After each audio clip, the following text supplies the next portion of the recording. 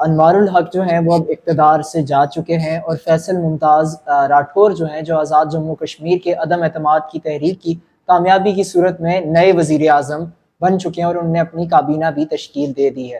تو ہمارے ناظرین کو یہ بتائیے گا کہ کیا یہ اقتدار فیصل ممتاز راٹھور کے لیے کانٹوں کی ایک سیج ثابت ہوگا یا نہیں؟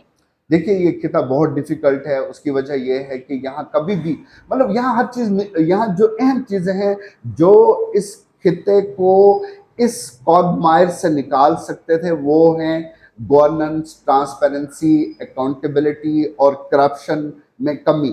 تو اس حکومت میں بھی یہ کہیں بھی ان کی ترجیحات میں شامل نہیں ہے۔ اور اس وقت آپ امریکہ کا جو بجٹ ہے نا، اگر وہ بھی لائیں گے اس حکومت کو دیں گے، یہاں کی حکومت کو، وہ غائب ہو جائے گا۔ یہ بلیک ہول ہے، ادھر پیسہ نہیں پتہ چلے گا، سال بعد پتہ چلے گا کہ وہ پیسہ ہی کہیں نہیں تھا، وہ لگا ہی نہیں، کہیں کوئی روڈ ہی نہیں۔ یہ صرف کہنے وسائل نہیں ہے بھیا، وسائل تو کیا مطلب وسائل؟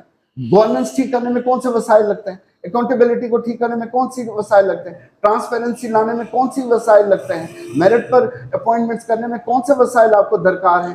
جب آپ کے پاس یہ چیزیں ہی نہیں ہیں، مس یوز کرتے ہیں اتھارٹی کو، آپ اپنے پرکس اینڈ پریویلیجز آپ کی ترجیحات میں شامل ہوتا ہے، آپ کی یہاں گورننس نہیں ہے، آپ کی ٹرانسپیرنسی نہیں ہے، اکاؤنٹیبلٹی نہیں ہے، اور آپ جو ہے پیسہ حکومت پاکستان سے لاتے ہو وہ ایسے پروڈکٹیو پروجیکٹس پر خرچ نہیں کر رہے ہو، آپ کی ان امپلائمنٹ ہے، آپ کی بہت زیادہ غربت ہے یہاں پہ، تو اس کے ختم کرنے کے لیے کوئی پالیسی ہی نہیں ہے۔ تو کوئی یہ کہے گا کہ یہ حکومت بڑی تبدیلی لائے گی، بالکل نہیں، بلکہ میں آج یہ کہتا ہوں آپ کو سچویشن یہاں خراب ہو جائے گی، آئندہ کچھ سالوں میں یہ سچویشن اور بگڑے گی۔